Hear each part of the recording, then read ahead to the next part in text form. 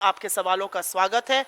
अगर सवाल पहले सुओ मोटो पर हो तो मैं बहुत अनुग्रहित रहूंगी। जी, आप एआई का जिक्र कर रही थी।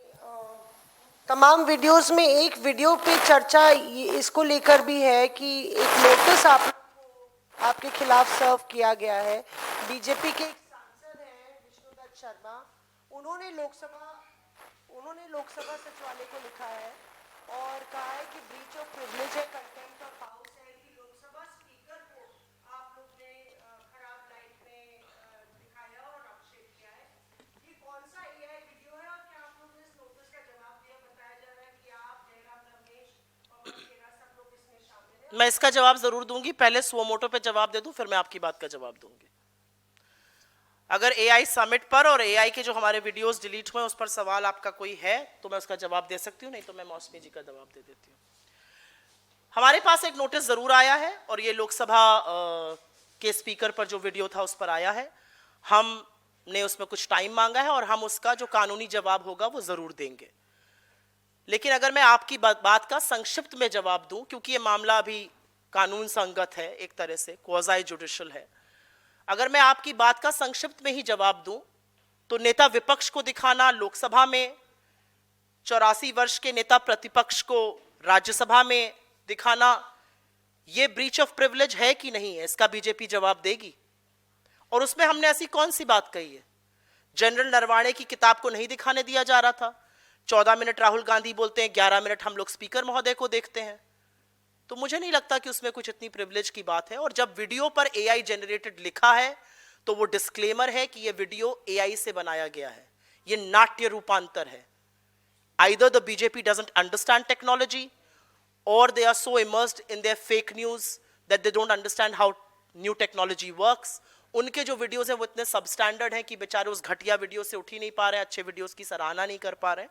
मैं इस बात का बहुत विस्तृत जवाब इसलिए नहीं दे सकती हूँ क्योंकि इस बात का जवाब जहां से नोटिस आया उसको पहले देना उचित समझती हूँ। I concur that yes, we have received notices. We have asked for some time to reply to those notices, and it's only fair that I reply to the authorities that have sent me that notice. But if I were to reply very briefly, all of these videos have a disclaimer that says AI generated video. And once you say that, you meet the legal requirement. This is a dramatized version of what we are saying. We have been saying that the Lok Sabha Speaker and the government did not allow the leader of the opposition, Shri Rahul Gandhi ji, to state something that was connected with national security, to quote a celebrated general's book.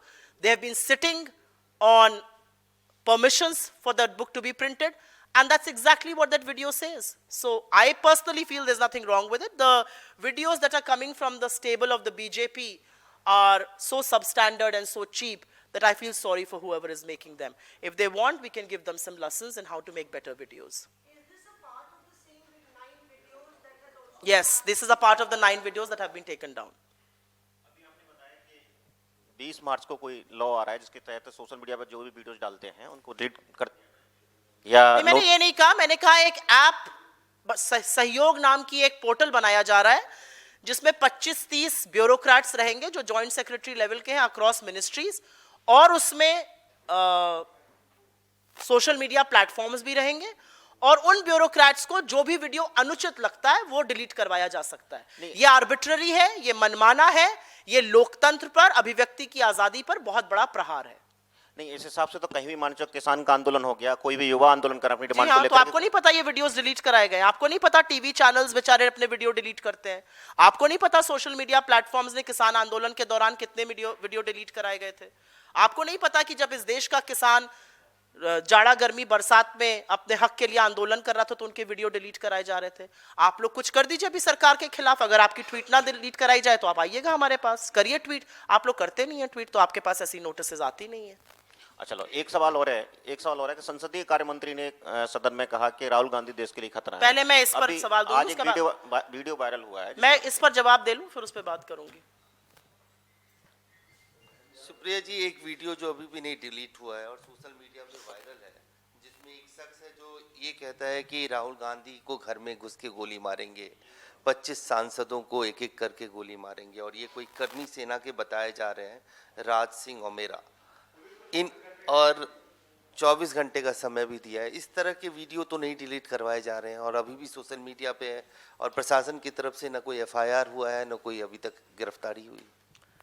इस बारे में मैं सिर्फ इतना कहना चाहूंगी कि यह मुद्दा वीडियो डिलीशन का नहीं है, यह मुद्दा एक नफरती सोच का है, यह मुद्दा हिंसा का है, यह मुद्दा उस बात का, उस विचारधारा का है जिसने महात्मा गांधी की इस देश में हत्या की थी। एक आदमी बेखौफ होकर बैठा है, ऊपर नरेंद्र मोदी और ओम बिरला जी की तस्वीर लगाकर, और वो नेता प्रतिपक्ष को और 25 और सांसदों को गोली मारने की धमकी देता है। उसके खिलाफ कोई एफआईआर नहीं हुई है, उसकी कोई गिरफ्तारी अभी तक नहीं हुई है।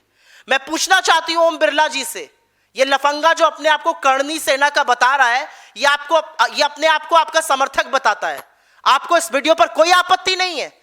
इस सरकार के गृह मंत्री क्या कर रहे हैं? खुलेआम सांसदों को, नेता प्रतिपक्ष को गोली से मार देने की धमकी एक सिरफिरा लफंगा बैठकर दे रहा है, और सुई टपक सन्नाटा है सत्ता में। सत्ता की चुप्पी पर सवाल उठना चाहिए। और मैं आज जानना चाहती हूं, आप में से कुछ मेन स्ट्रीम मीडिया के साथी यहां बैठे हैं, कितने शोज आज होंगे, कितने डिबेट्स आज होंगे इस भाषा पर, सरकार की चुप्पी पर, सरकार की कोई कार्रवाई ना करने पर। और मैं एक बात और कहूंगी, ये बातें कहां से शुरू होती हैं? जब इस देश का संसदीय कार्य मंत्री एक इंटरव्यू में बैठकर अनाप शनाप बकता है, जब वो राहुल गांधी को इस देश के लिए खतरा बताता है, जब नरेंद्र मोदी अनर्गल बातें करते हैं, तब ऐसे सिरफिरों की हिम्मत होती है कि वो लोकतांत्रिक ढंग से चुने हुए सांसदों की हत्या करने की बात करे। और अगर यह व्यक्ति गिरफ्तार नहीं होता है, and if he doesn't fete the might of the Indian law, then there is no business this government has anything to say on law and order. This is an extremely serious matter. A man who says he's a supporter of the BJP, who puts a picture of the Prime Minister and Om Birla, who comes from the state of Rajasthan, who calls himself a supporter of the Lok Sabha Speaker. I want to know today, does the Lok Sabha Speaker support him? Why does a single FIR has not been lodged against him?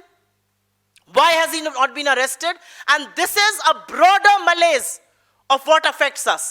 This is a broader malaise of what is happening in this country. How dare anybody talk about violence? How dare anybody talk about shooting the leader of opposition and 25 other Congress MPs? And will the government continue to be a mute spectator? The government has not said a word. The Home Ministry is quiet, and India's media, may I dare say, आपको सांप सूंघ गया है। सुप्रिया जी, असम दौरे में गई प्रियंका गांधी, कांग्रेस की महासचिव, जो कि स्क्रीनिंग कमेटी की असम की चेयरमैन भी हैं, चेयरपर्सन भी हैं, उन्होंने वहां जाके सबसे पहले मां कामाख्या देवी के दर्शन किए, जिस पर बीजेपी कहना है कि ये देखिए चुनाव आ गया तो चुनावी हिंदू आ गए। हिंदू धर्म में जब हम किसी शहर या किसी तीर्थ स्थान या किसी धाम पर जाते हैं, तो हमारी संस्कृति और हमारा जो सीख है वो ये कहती है कि हम जिस भी मान्य इष्ट और देवता का मंदिर हो वहां जाते हैं। कामाख्या माँ के मंदिर दर्शन करने प्रियंका जी गई, और मैं व्यक्तिगत रूप से जानती हूं कि उनकी देवी माँ में बड़ी आस्था है। मुझे बीजेपी के लफंगों से और बीजेपी के लोगों से ना हिंदू धर्म पे सर्टिफिकेट चाहिए और ना राष्ट्रभक्ति पर सर्टिफिकेट चाहिए।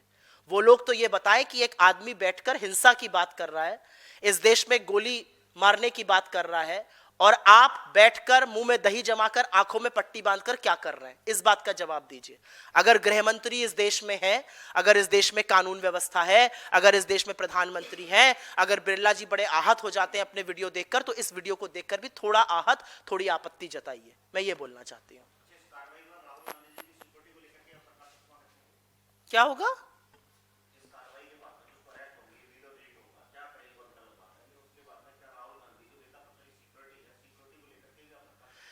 इस देश के नेता प्रतिपक्ष राहुल गांधी जब मुद्दों को उठाते हैं ना, तो बिना किसी डर के, बिना किसी खौफ के उठाते हैं।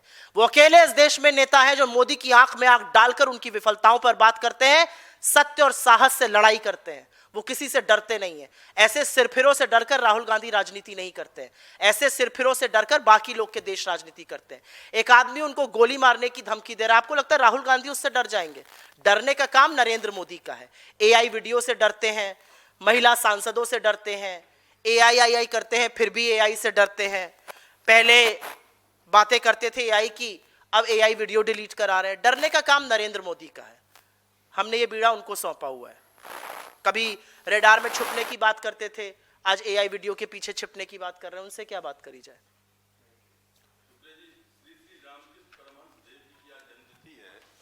और नरेंद्र मोदी ने उनकी जन्मतिथि पर ट्वीट करके उन्हें स्वामी रामकृष्ण परमहंस देव जी कहा है, जिस पर ममता बनर्जी ने आपत्ति जताई है कि वो युग अवतार थे और उन्हें श्री श्री रामकृष्ण परमहंस देव जी को स्वामी कहना बिल्कुल गलत है।